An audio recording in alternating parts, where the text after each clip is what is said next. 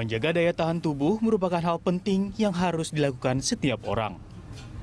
Saat pandemi COVID-19, menjaga imunitas tubuh menjadi hal utama agar terhindar dari penularan virus corona. Makanan sehat menjadi salah satu syarat untuk menjaga daya tahan tubuh. Indonesia kaya akan ragam kuliner sehat yang selain nikmat di lidah juga memiliki khasiat yang baik untuk tubuh. Ada beragam makanan sehat asli tanah air yang dapat menjaga daya tahan tubuh. Indonesia adalah negara yang memiliki kekayaan alam berlimpah, salah satunya rempah-rempah. Bahan makanan Indonesia yang kaya akan rempah seperti jahe, kencur, dan kunyit dianggap mampu menjaga daya tahan tubuh. Selama pandemi COVID-19, masyarakat dianjurkan untuk menjaga pola makan dan hidup sehat agar dapat meningkatkan imun tubuh. Selain itu, istirahat yang cukup dapat meningkatkan daya tahan tubuh terhadap berbagai serangan penyakit. Tim Liputan, Berita 1.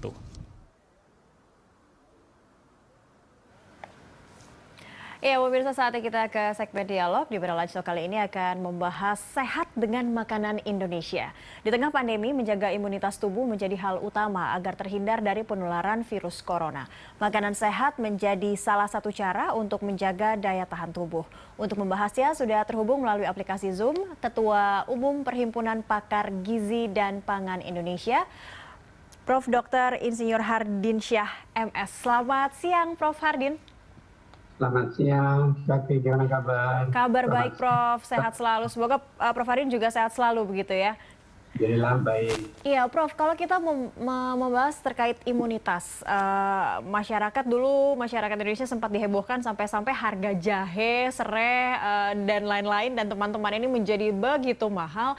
Karena ya masyarakat kita masih percaya dengan obat-obatan mungkin secara herbal seperti itu. Tapi mungkin agak sedikit melupakan makanan-makanan sehat yang harus mereka konsumsi.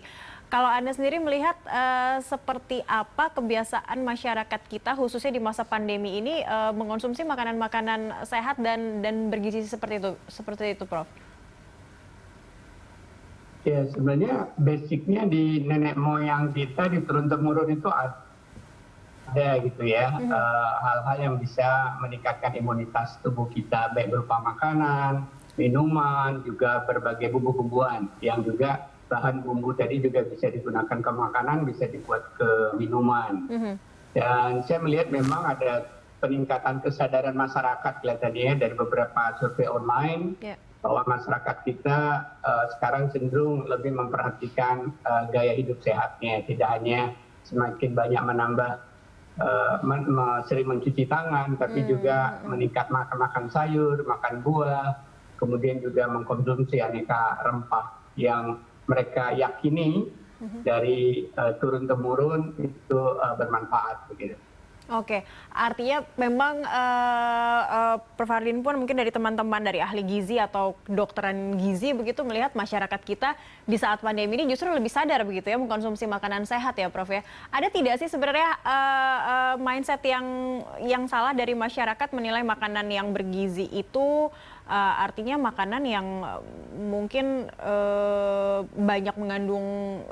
lebih banyak mengandung susunya atau seperti apa begitu, Prof? Ada tidak pemandangan lihat dari survei online termasuk yang saya lakukan ya pada beberapa bulan terakhir, kita bertanya ketika bulan Februari yang lalu dibandingkan dengan sebulan terakhir ketika kita survei awal Agustus, apa jenis makanan yang meningkat Anda konsumsi dan Anda yakini itu membuat Anda tambah sehat. Karena nggak semua orang ngerti imunitas ya. Nah, itu jawabannya pada 4 kelompok makanan meningkat. 1 sayur, 2 buah, 3 rempah-rempah, 4 susu. Itu yang hampir 40-60% responden itu menjawab pada 4 kelompok tadi. Dan secara ilmu gizi juga benar gitu ya, selagi cara mengolah, cara mengkonsumsinya benar dan cukup gitu ya, bukan hanya sekedar makan buah 1 keping gitu ya. Tapi makan Iya. buah ya paling tidak memang sampai 200 gram satu hari atau 1-2 butir satu hari gitu. Makan Oke. sayur juga sampai 2-3 mangkok satu hari, bukan hanya satu lembar daun atau buahnya sak mangkok, daunnya nggak ada. Gitu. Nah, nah itu Prof, mungkin yang kadang menjadi kebiasaan atau yang ada di mindset masyarakat kita berpikir yang penting makan saya cukup sehari 3 kali, bahkan ada plus-plusnya, ada ngemilnya, mungkin makan buah atau makan makanan manis lainnya, Iya. tapi sebenarnya tidak memikirkan asupan gizi, atau bukan tidak memikirkan, mungkin tidak memahami sebenarnya takarannya harus seperti apa untuk pemenuhan gizi kita yang berkaitan dengan untuk menambah imunitas tubuh di saat seperti sekarang. Ya, di situ barangkali ketimpangan antara apa yang seharusnya dengan apa yang telah dimiliki masyarakat ya. Bahwa untuk hidup sehat tadi kita melihat makanan minuman tadi, pertama jenisnya. Nah sekarang jenisnya sudah semakin beragam ke arah yang lebih baik, positif. Nah yang kedua tentunya tidak hanya jenis tapi juga jumlah. Nah apakah dengan ditambahkannya jumlah tadi, jenisnya tadi, misalnya tadi jenis buah meningkat, apakah meningkatnya itu memang cukup signifikan? Rata-rata selama ini kan di penduduk Indonesia baru 40 gram ya, baru belum sampai separuh dari yang dianjurkan itu untuk hidup sehat begitu. Oke. Jadi 40 sampai 80 gram, padahal dianjurkan sampai 150-200 gram tergantung usia misalnya untuk buah. Jadi udah ada kecenderungan meningkat, tapi masih belum sampai pada optimum untuk dianjurkan misalnya.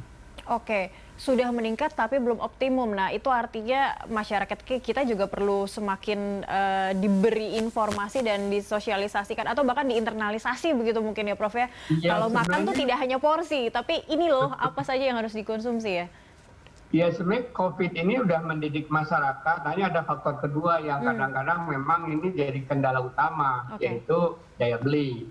Kita tahu ya harga buah itu semua serba di kilo kan ya, nggak seperti di pelosok di pedesaan, buah itu satu buah murah gitu ya. Satu buah pepaya di pelosok barangkali Rp5.000, tapi begitu di kota itu satu buah itu jadi 1,5 kilo harganya jadi Rp20.000 gitu kan. Jadi ada aspek daya beli memang, di samping pengetahuan itu semakin terpicu karena pandemi COVID, dari cerita dari mulut ke mulut, dari para pejabat, dari para ahli, dari media sosial.